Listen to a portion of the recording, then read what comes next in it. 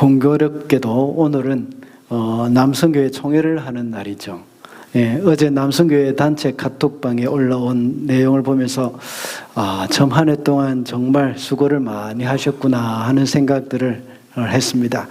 이런 것을 보면서 작은 일에 충성해야 한다는 말의 의미를 실감하게 되었습니다. 중간중간 남성교회 카톡방을 통해서 회계 보고를 하고 행사가 끝난 후에 회원들에게 피드백을 해주는 그러한 것들을 보면서 이것은 참 작은 일이고 별것 아닌 것 같지만 사람의 마음을 움직이게 하는 그런 힘이 있구나 하는 생각이 들었습니다. 올해도 이제 한 달하고도 열흘 정도 남았습니다. 남성교회 임원을 뽑는 일도 쉽지 않은 것 같습니다. 그뿐만 아니라 해마다 교회의 일꾼을 세우는 일도 역시 쉽지는 않습니다. 각기 다 사정이 있어서 교회의 일을 맡지 못하는 경우가 많습니다. 그리고 일을 맡는다고 하더라도 끝까지 잘 감당하기도 역시 정말 쉽지 않습니다. 아직 올해가 다 가기까지는 한 달 이상이 남긴 했지만 구역장님들과 사역위원들 그리고 여성교회와 오늘 총회를 하는 이 남성교회 임원들, 교사들, 찬양팀, 그동안 주사랑 교회를 섬긴다고 하는 분들 정말 수고가 많으셨습니다. 나중에 하나님이 보시기에 정말 착하고 충성된 종이라는 그런 칭찬과 상급이 넘쳐나기를 축복합니다. 우리는 계속해서 하나님 나라의 관점에서 말씀을 보고 있습니다. 지난 시간에 이어서 오늘도 민수기를 보고 있습니다. 이스라엘 백성들이 가데스 바네아에 머무면서 정탐꾼들을 가나안으로 보냈습니다. 그리고 여호수아와 갈렙을 제외한 다른 10명의 정탐꾼들은 부정적인 보고를 했습니다. 그래서 백성들은 크게 불평과 원망을 하면서 밤새 울었습니다. 그리고 모세와 아론, 더 나아가서 하나님을 반역하는 그런 일을 저질렀습니다. 그들을 향해서 이제 하나님은 진노하셨고 결국은 가나안을 정탐한 날짜 하루를 1년으로 계산해서 40년간 광야를 방황하게 했습니다. 그리고 여호수아와 갈렙을 제외한 40세 이상의 출애굽 1세대들은 이제 광야에서 죽게 되었습니다. 이런 광야 생활이 계속되고 있을 때였습니다. 레위 자손인 고라를 비롯하여서 몇몇이 사람들을 선동하여 일어나서 모세를 거역했습니다. 이들은 레위 자손이기 때문에 성막일을 하면서 회중 앞에서 그들을 돌보는 역할을 하는 사람이었습니다. 그러나 그들은 자신들이 하는 사명을 소중히 여기지 않았습니다. 오히려 모세와 아론에게 반항을 하면서 가나안으로 가지 않겠다고 했습니다. 그리고 이집트가 오히려 젖과 꿀이 흐르는 땅이라고 말을 하면서 모세와 아론이 자신들을 거기서 이끌어낸 것에 대해서 나쁘게 이야기하면서 광야의 소리를 죽게 만든다 하고 따지고 들었습니다. 이렇게 반역을 하다가 그들은 결국은 땅이 갈라져서 고라와 그의 가족들과 그들의 모든 소유물을 다 삼켜버렸습니다. 그뿐만 아니라 고라와 함께 일어나서 반역을 하던 250명의 리더들도 역시 향로에서 불이 나와서 그들을 불살라버렸습니다.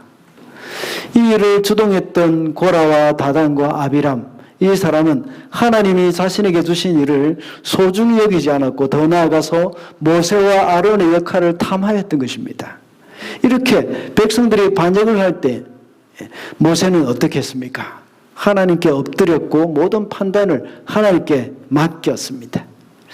하나님께서는 이러한 모세에 대해서 나의 온 집을 충성스럽게 맡고 있다고 말씀하고 있습니다. 고라 일당은 자신이 맡은 일을 하찮게 여기고 있었지만 모세는 하나님 나라의 일꾼으로서 맡은 일을 충성스럽게 감당한 사람임을 여기서 알 수가 있습니다. 우리 성도들에게도 공동체를 위해서 봉사하는 일들이 아주 다양하게 있습니다. 특별히 알파 사역을 보면 다양하게 해야 할 일들이 너무나도 많습니다. 그래서 각자가 맡은 일들 하나하나 다 감당하면서 알파가 화요일 저녁 되면 마치 뭔가 거대한 공장이 돌아가는 듯한 그런 느낌이 들 정도입니다.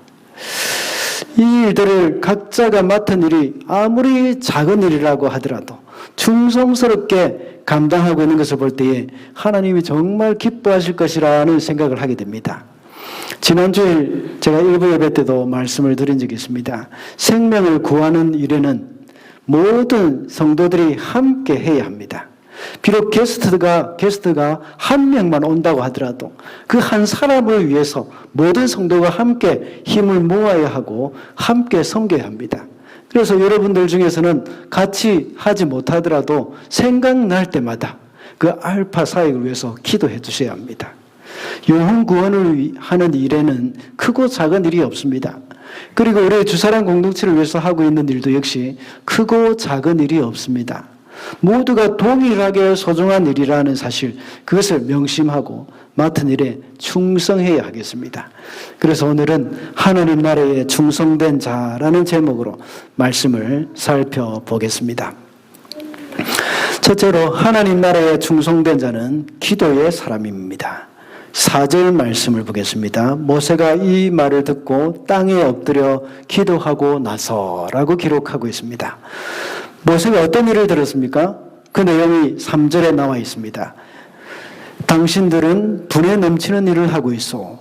온 회중 각자가 다 거룩하고 그들 가운데 주님께서 계시는데 어찌하여 당신들은 주님의 회중 위에 군림하려 하오.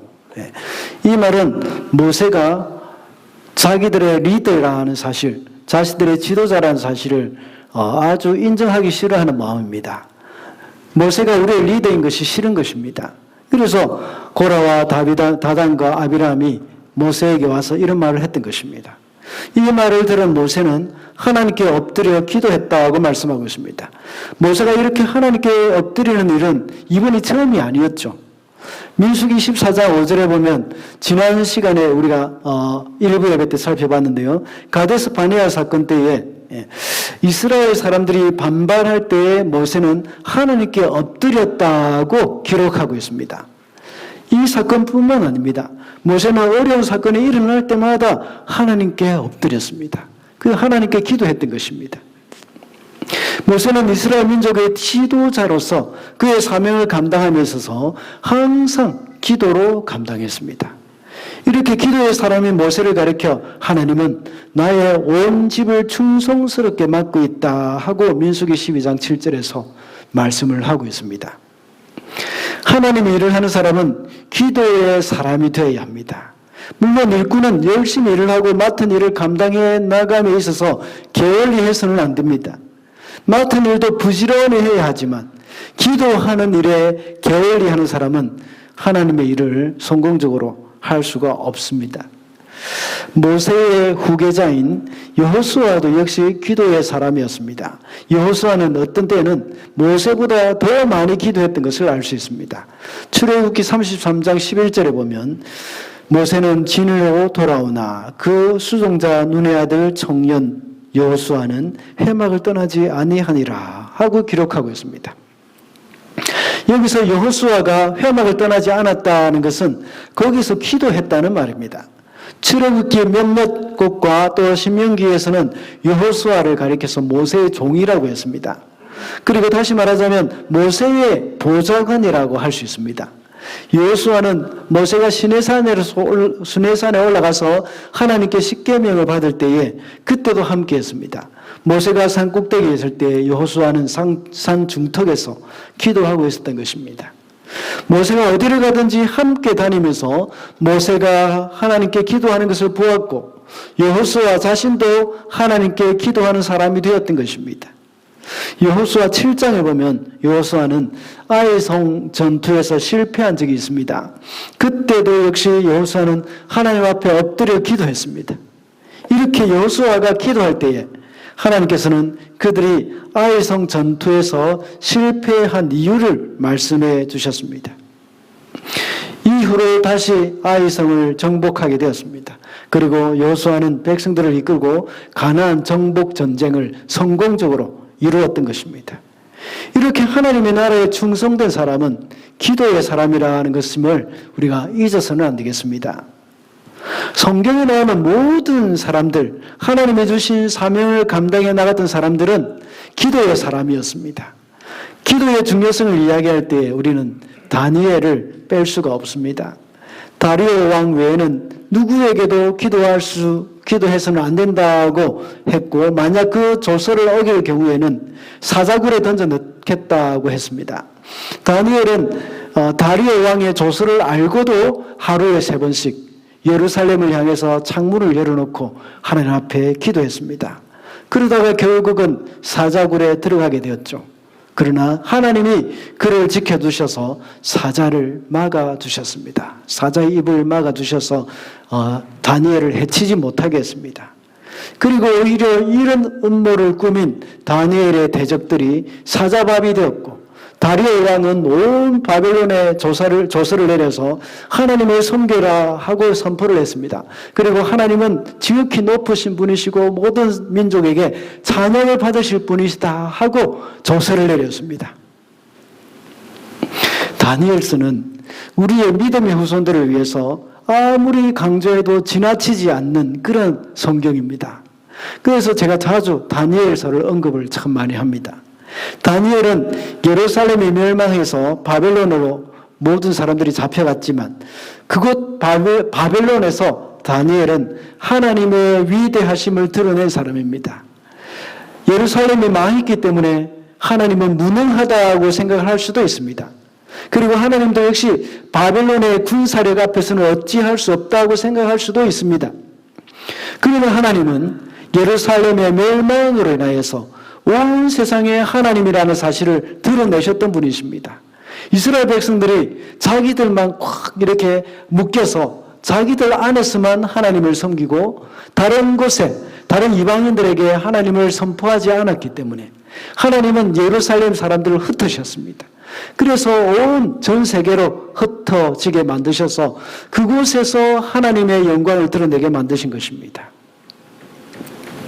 하나님은 온 세상을 다스리는 진정한 왕이시라는 사실을 다니엘과 같은 사람을 통해서 나타내셨습니다.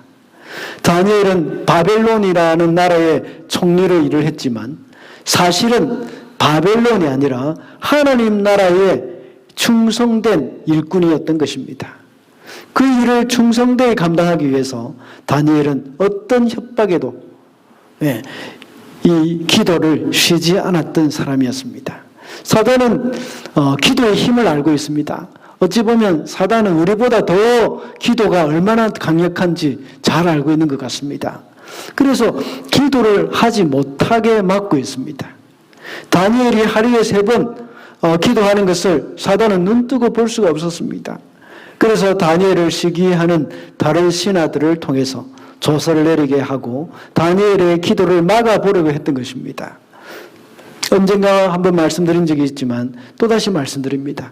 주의 일을 감당하는 사람들이 만약에 다른 일이 너무 바빠서 기도를 못할 정도라면 그 기도 시간을 확보하기 위해서 그 바쁜 일을 줄여야 합니다.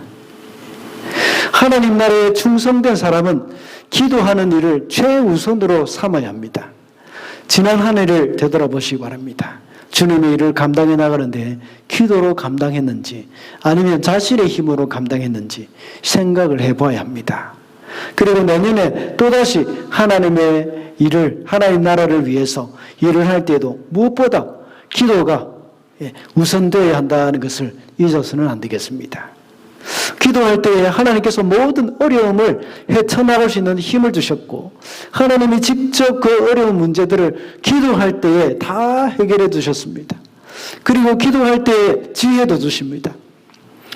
기도의 자리로 나오시기 바랍니다. 기도가 우리의 살 길입니다. 여러분의 개인적인 일 그것조차도 기도로 해야 하는 것을 여러분들 잊어서는 안 됩니다. 우리 한국 교회가 새벽 기도의 전통이 있다는 것이 얼마나 큰 복인지 모릅니다. 새벽 기도 시간 아니면 언제 기도하겠습니까? 저희 교회 공동체가 함께 주님 앞에 나와서 기도할 수 있다는 것이 우리 서로에게 큰 힘이 됩니다. 물론 혼자서도 기도하면 됩니다. 그래서 예수께서는 골방에서 기도하라고 하셨습니다. 그러나 이 개인의 기도에서만 거치면 안 됩니다. 예수님께서는 함께 기도하는 것도 역시 강조를 하셨습니다. 마태복음 18장 19절 20절에서는 이렇게 말씀하고 있습니다. 내가 진정으로 거듭 너희에게 말한다. 땅에서 너희 가운데 두 사람이 합심하여 무슨 일이든지 구하면 하늘에 계신 내 아버지께서 그들에게 이루어 주실 것이다. 두세 사람이 내 이름으로 모여 있는 자리, 거기에 내가 그들 가운데 있다. 라고 기록되어 있습니다. 그리고 함께 실제로 사도행전에서 오순절 마가 요한의 다락방에서 120명의 성도가 함께 모여 기도했을 때에 성령이 강림했습니다. 그리고 사도행전 4장에 보면 베드로와 요한이 잡혔다가 돌아가서 예루살렘 교회 성도들과 함께 기도할 때에 비둘기를 다음에 모인 곳이 진동하며 무리가 다 성령으로 충만하였더니 하고 기록되어 있습니다.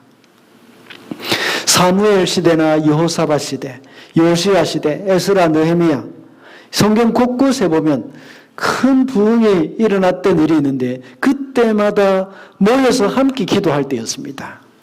함께 모여 기도할 때에 하나님의 능력의 역사는 더욱더 크게 일어난다는 것을 우리가 알 수가 있습니다.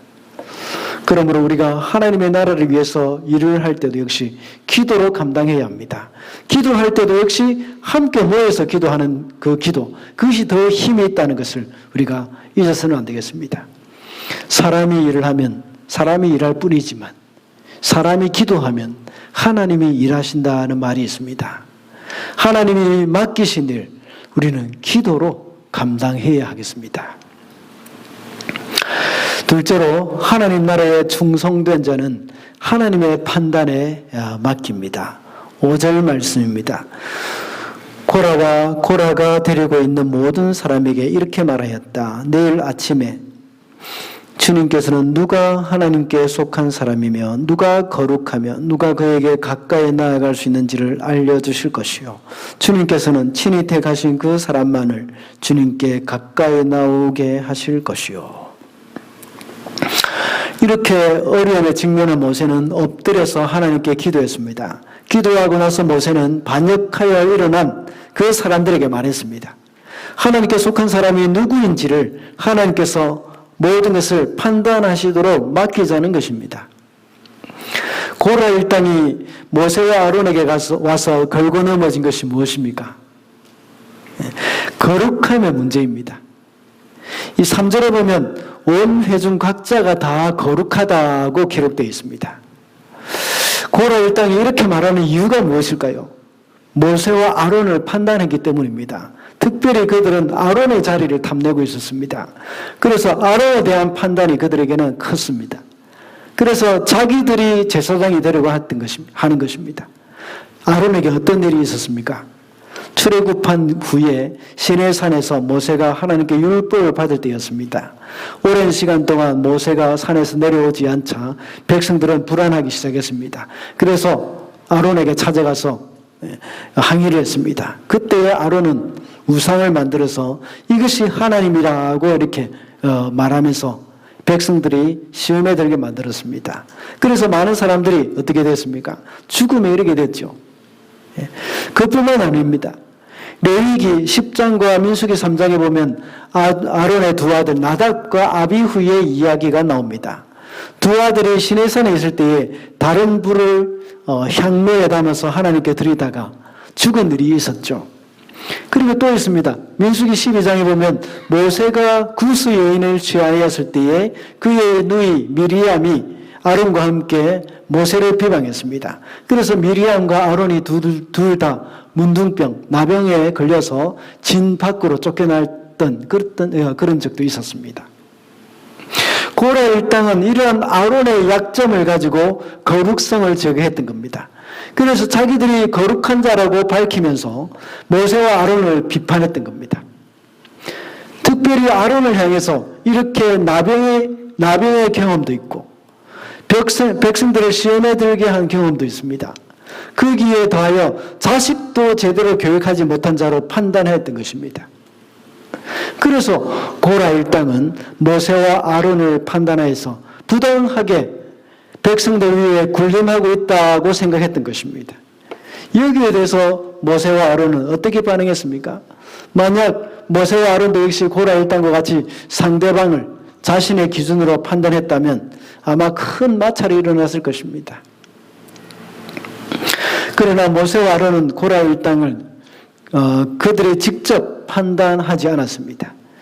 그 대신 하나님이 직접 하시도록 했습니다. 그래서 내일 아침이면 누가 하나님께 속한 사람이며 누가 거룩하며 누가 그에게 가까이 나아갈 수 있는지를 하나님이 알려주실 것이라고 대답을 했습니다. 모든 판단을 하나님께서 하실 것이라고 말을 하고 있는 겁니다. 우리는 사람을 함부로 판단할 수도 없으며 그 사람이 하는 일도 역시 우리가 판단해서도 안 됩니다. 일을 하는 사람이 열매가 많든지 적든지 그것도 하나님이 판단하실 것입니다. 방금 읽은 말씀에서 우리가 명심해야 할 것은 판단의 관점입니다. 인간적인 그 경건을 가진 자가 거룩한 자가 아니라는 겁니다. 거룩한 사람은 하나님이 택한 자가 거룩한 자이며 하나님께 속한 자가 바로 거룩한 자라는 사실을 명심해야 합니다. 물론 그리스도인이나 교회 지도자가 경건해야 하고 모든 일에 본이 되어야 합니다. 그러나 모두가 연약한 인간에 불과합니다. 우리 모두가 경건해야 하고 흠이 없어야 하나님 앞에 거룩한 사람이라고 인정을 받게 된다면 아마 이 자리에 그 누구도 거룩한 사람이 없습니다. 우리가 깨끗하고 거룩하기 때문에 성도라고 부름을 받는 것이 아닙니다. 하나님께서 우리를 선택하셨고 예수께서 우리를 위해서 보혈을 흘려주셨기 때문에 우리가 성도가 되고 거룩한 무리가 되어지는 것입니다. 그러므로 저를 비롯하여서 교회의 직분자들 모두가 다 흠이 있고 완벽하기 때문에 직분을 받고 있는 것이 아니라는 겁니다. 모두가 다 아론과 같이 연약한 부분이 있습니다. 담임 목사를 비롯해서 우리 교역자들 그리고 장로님들이나 안수 집사님들, 권사님들, 더 나아가서 구역장들 다 연약합니다. 그 연약함을 보고 그 사람을 판단하거나 정죄하면 안 됩니다. 우리는 모두가 다 서로의 연약함이나 허물을 정죄하는 것이 아니라 덮어줘야 하는 겁니다. 그것을 덜추어서 판단하면 안 됩니다. 그거는 공동체를 해롭게 하는 일입니다. 제가 과거에 한국에서 부교역자로 있을 때였습니다. 함께 사회 가던 교역자 한 분에게 연약함이 있었습니다. 갑자기 설교를 하다가 설교를 하거나 예배를 인도하시다가 약 1분 정도 필름이 끊기는 그런 일들이 일어났습니다. 이분은 종종 그렇게 했습니다. 그래서 설교하러 올라갈 때마다 모두가 다 마음이 조마조마했습니다. 일종의 간질이라는 말을 들었습니다. 그렇지만 그 목사님의 말씀은 정말 깊이가 있고 은혜가 있었습니다. 그런데 그것을 용납하지 못하는 사람이 있었습니다. 그런 모습을 보면서 그 사람은 정말 그 목사님을 폄훼하고 또 비난하는 것을 보면서 정말 얼마나 마음이 아팠는지 모릅니다. 물론 목사가 그렇게 할 경우에는 예배에 큰 방해가 되기도 하고 교회에 덕이 안 되는 것 같기도 합니다. 그것은 맞습니다. 그렇지만 그분이 그 연약함 때문에 악한 의도로 그렇게 한 것이 아니라 그의 연약함 때문이지 않습니까? 그런 것을 가지고 상대방을 비난해서는 안 되는 것이죠. 사도 바울이 갈라디아 교회에 보낸 편지를 보면 정말 은혜로운 부분들이 나옵니다. 갈라디아서 4장 14절에 보면 이렇게 기록되어 있습니다. 그리고 내 몸에는 여러분에게 시험이 될 만한 것이 있는데 여러분은 나를 멸시하지도 않고 외면하지도 않았습니다. 여러분은 나를 하나님의 천사와 같이 그리스도 예수와 같이 영접해 주었습니다. 사도 바울에게 있는 연약함이 무엇인지 분명하게 알 수는 없습니다. 어떤 학자는 사도 바울에게 간질이 있었다고 말을 하기도 합니다. 또 어떤 사람은 안질이 안 좋았다고 말을 하기도 하는데 그 이유로 그 다음 절에 나오는 말씀을 이유로 들기도 합니다. 그 뒤에 구절에는 바울은 말하기를 여러분이 할 수만 있다면 여러분의 눈이라도 빼어서 나에게 주었을 것이다 하고 말을 합니다. 이 구절이 바울이 안질이 안 좋았다는 말을 뒷받침해 주는지 그렇지 않은지는 잘 알 수가 없습니다. 그러나 정말 이런 대화나 이런 생각들은 정말 아름다운 것이지 않습니까? 아름다운 것이지 않습니까? 이런 갈라디아 사람이 율법주의자들의 유혹을 받아서 사도 바울을 정죄하고 비난했던 것입니다. 항상 서로 정죄하고 비난하게 만드는 것은 율법주의가 그 기초가 됩니다. 그러면 우리는 다른 사람의 연약함을 판단하거나 정죄해서는 안 됩니다. 한 가지 우리가 조심해야 할 것은 또 다른 한 가지인데, 이것은 다른 사람의 행동에 대해서 부정적인 생각을 하면서 판단하는 것, 그것도 역시 우리가 조심해야 합니다.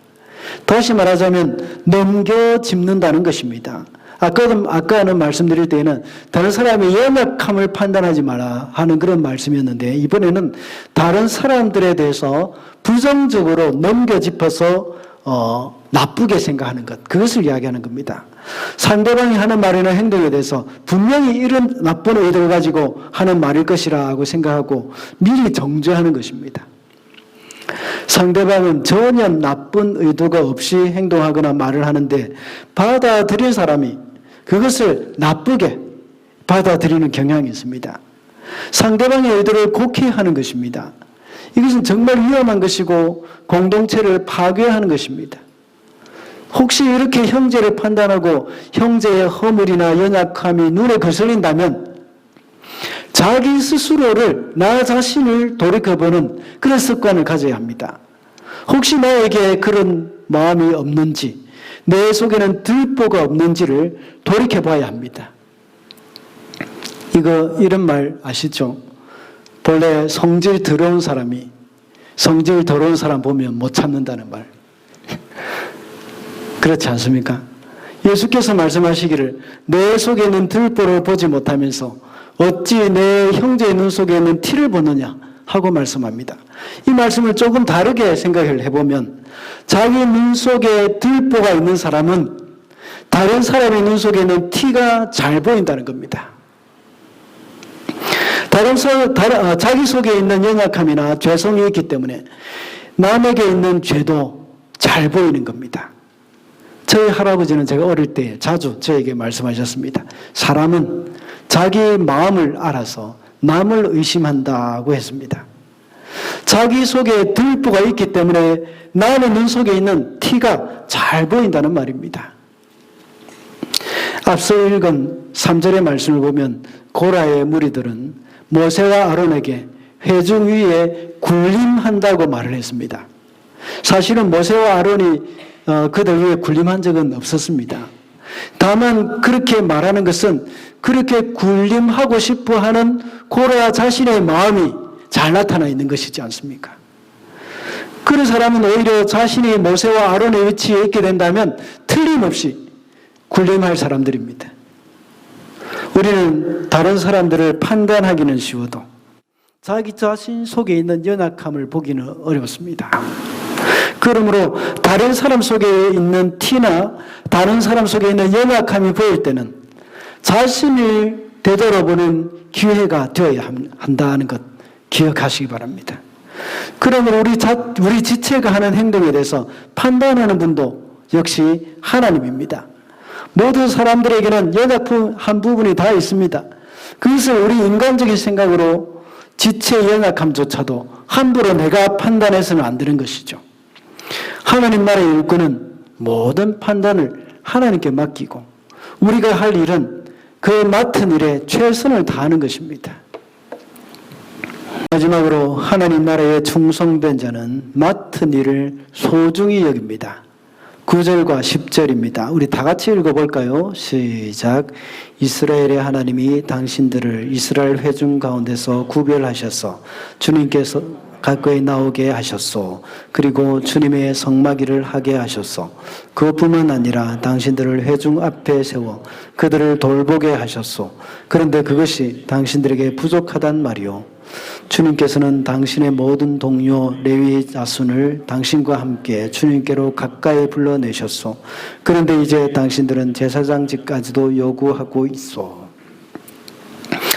고라는 그의 할아버지 고핫 때부터 하나님께서 그들에게 맡겨주신 일이 있습니다. 그 일은 구별하셔서 성막일을 하도록 허락하신 것입니다. 9절에서 이것이 당신들에게 부족하단 말이요 라고 말하고 있는데, 이 말은 이것이 당신들이 느끼기에 그렇게 가치가 없는 일이라는 말이요 하고 물어보는 겁니다. 그들이 맡은 일이 아주 귀중한 일인데 고라 일당은 그것이 소중한 줄을 모르는 것에 대한 모세의 책망입니다. 사실 고라 일당이 적임자이기 때문에, 그 일을 하는데 적임자이기 때문에 성막일을 맡긴 것이 아닙니다. 그들이 부족한 자들이지만 은혜로 그 일을 맡기신 것입니다. 그러나 그들은 그 일에 만족하지 않고 아론의 자손들만 해야 하는 그 제사장의 일을 하고 싶었던 것입니다. 하나님의 일은 모든 것이 소중한 일입니다. 만약에 우리가 서로 비교할 때에 자신이 하는 일에 대한 소중함을 알지 못할 때가 많습니다. 항상 다른 사람 일이 더 좋아 보이고 자신이 하는 일은 하찮게 여기시는 그런 때가 많습니다. 우리는 다른 사람들과 비교할 때에 행복하지 못하게 됩니다. 다른 사람들은 다른 사람대로 하나님께서 쓰시는 사람들입니다. 그런대로 다 장점이 있습니다.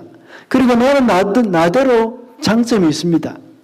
그런데 나와 다른 사람들을 비교할 때에 불만이 생기게 되고 불행해지는 겁니다. 그리고 내가 하고 있는 봉사도 역시 다른 사람들과 비교할 때에 자꾸만 나의 일에 하찮게 여겨지기가 쉽습니다. 반대로 내가 하고 있는 일이 다른 사람들보다 더 중요하다고 생각될 때는 또한 교만해지기가 쉽습니다. 그리고 군림하기가 쉽습니다. 그래서 직분을 이용해서 자신을 높이려고 하는 마음이 생기게 되는 겁니다. 사람들이 하나님이 맡기신 일을 소중하게 여기지 않을 때 어떻게 합니까? 아까는 내가 다른 사람들과 비교할 때에 내 일이 소중하게 여기지 않다는 그런 생각이 든다고 했습니다. 그런데 이렇게 소중하게 여기지 않을 때에 어떻게 하겠습니까? 10절에 보면 고라 일당이 제사장까지도 요구하고 있다. 제사장직까지도 요구하고 있다고 말하고 있습니다. 하나님이 맡겨주신 일에 만족하지 못하는 사람의 특징은 다른 사람의 일을 넘본다는 겁니다. 이렇게 다른 일을 넘보는 사람들이 직분을 계급으로 생각하는 경향이 있습니다. 그러니 봉사는 하기 싫고 직분은 얻고 싶은 것입니다. 고라 일당이 바로 그런 겁니다. 자기에게 맡겨진 것은 하기 싫으면서 내가 원하는 직책은 얻고 싶고 스스로를 높이고 싶어 하는 것입니다. 고라 일당이 만약 이렇게 해서 제사장직을 받게 된다면 거기에 만족할까요? 그는 또다시 모세의 자리를 넘볼 것입니다. 그들이 또한 모세의 자리에 앉아서 민족을 인도한다고 할 때에 과연 그 일을 잘 감당할 수 있겠습니까? 절대 그렇지 않습니다. 예수께서는 누가복음 16장 10절에서 지극히 작은 일에 충성하는 사람은 큰 일에도 충성하고 지극히 작은 일에 불의한 사람은 큰 일에도 불의하다고 말씀하셨습니다. 예수께서는 작은 일을 유능하게 잘하는 사람에게 큰 일도 잘할 것이다고 말씀하신 것이 아닙니다. 작은 일에 충실하는 사람이 큰 일도 충실할 것이다 하고 말씀하는 겁니다. 일을 잘하고 못하고는 떠나서 얼마나 충성되느냐가 더 중요하다는 것입니다. 그만큼 그 사람은 어떤 일을 맡겨도 그 일을 소중히 여기기 때문입니다. 그렇다면 우리의 마음속에 내가 맡은 일이 보잘것 없다고 생각될 때 어떻게 하면 좋겠습니까? 하나님이 나에게 주신 테스트라고 생각을 하셔야 합니다. 내가 이 일을 얼마나 소중히 여기고 충성하는지를 하나님께서 보고 싶어 하신다는 것을 깨달아야 합니다. 조금 전에 읽은 누가복음 16장 10절의 말씀에서 작은 일과 큰 일을 나누어 놨습니다. 그런데 사실은 하나님의 일은 작은 일이 없고 큰 일이 없습니다. 다만 내가 생각하기에 작은 일, 내가 생각하기에 큰 일로 구분하게 된다는 것입니다. 예수님께서 이렇게 말씀하신 것은 우리의 눈높이에서 하신 말씀입니다. 그래서 내가 생각하기에 작은 일이라고 생각되더라도 그 일을 큰 일로 여기면서 충실히 해야 한다는 겁니다. 내가 지금 하고 있는 이 일이 작고 보잘것없다는 생각이 든다면 하나님이 주신 테스트라고 생각하고 더 소중히 여기고 더 충실하게 그 일을 감당하셔야 합니다. 그리고 내가 너무 보잘것없는 일이라고 생각해서 기분이 나쁘더라도 내가 기쁨으로 이 일을 해야 되겠다 하면서 휘파람을 불면서 해야 하는 것이죠. 그래서 자기 마음속에 그 일의 가치를 진심으로 깨닫게 될 때에 하나님은 그 테스트에서 저와 통과하고 말씀하실 것입니다. 매년마다 참 구역장을 세우거나 사역위원회를 세우는 일이 정말 쉽지 않습니다. 대부분의 사람들은 그 일이 너무 보잘것없어서 거절하기보다는 그 일이 너무 크고 감당하기 어려워서 거절하시는 분들이 대부분입니다. 물론 고생하기 싫어서 안 하려고 하는 분도 있긴 있습니다. 그러나 이런 어떤 이유에서든지 이것은 바른 생각은 아닙니다. 왜 그렇겠습니까? 이것은 내 힘으로 하는 것이라고 생각하기 때문입니다. 그리고 그 일을 하면 많은 열매를 맺어야 하고 좋은 결과를 낳아야 한다는 부담감 때문입니다. 그러나 하나님 나라의 일은 나의 힘으로 하는 것이 아닙니다. 그리고 열매를 많이 맺느냐 적게 맺느냐 그게 달린 것도 역시 아닙니다. 결과가 좋고 나쁨 그것이 아니라는 겁니다. 하나님 나라의 일은 하나님이 하시는 것입니다. 나는 순종만 하면 되는 것입니다. 그리고 하나님은 열매를 많이 맺는 좋은 결과를 원하는 것이 아닙니다. 하나님은 그 일에 충성하는 것을 원하십니다. 그래서 고린도전서 4장 2절에는 맡은 자에게 구할 것은 충성이니라 하고 말씀하셨습니다. 우리가 할 일은 충성하는 것이고 그 결과는 하나님께서 주시는 것입니다. 올 하반기에 알파 사역을 우리가 열심히 하고 있습니다. 알파가 끝이 나면 그 열매는 솔직히 말하면 우리가 알 수 없습니다. 우리가 게스트로 섬기던 분이 계속해서 우리 교회에 등록하지 않을 수도 있습니다. 그리고 다른 교회로 또 갈 수도 있습니다. 하나님은 그 열매보다 더 소중히 여기는 것은 내가 맡은 일을 소중히 여기며 충성하는 것, 그것을 하나님은 더 소중히 여기는 겁니다. 많은 분들이 몸도 그리 성하지 못한데 얼마나 열심히 섬기고 있는지 모릅니다. 그것을 보면 때로는 참 마음이 찡할 때가 많습니다. 우리의 재정과 우리의 노력을 거기에 쏟아붓고 복음을 전하는 그 일에 충성하는 것, 그것을 하나님이 보고 싶어 하는 겁니다. 왜냐하면 결과가 좋냐, 열매를 맺느냐, 맺지 못하느냐, 그것은 우리의 소관이 아니라 하나님의 소관이기 때문입니다. 다만 우리가 하는 그 일로 하나님 나라에 내가 쓰임받고 있다 하는 그것을 명심해야 합니다. 그래서 하나님이 맡겨주신 그 일을 소중하게 여기는 마음, 그것을 우리가 가져야 하겠습니다. 말씀을 맺겠습니다. 오늘은 하나님 나라에 충성된 자라는 제목으로 말씀을 살펴봤습니다. 하나님 나라에 충성된 자는 기도의 사람이라고 했습니다. 그리고 하나님 나라에 충성된 자는 하나님의 판단에 맡기며 맡은 일을 소중히 여긴다고 했습니다. 하나님 나라에 충성된 자로 쓰임을 받게 되는 저와 여러분이 되시기를 바랍니다. 기도하겠습니다.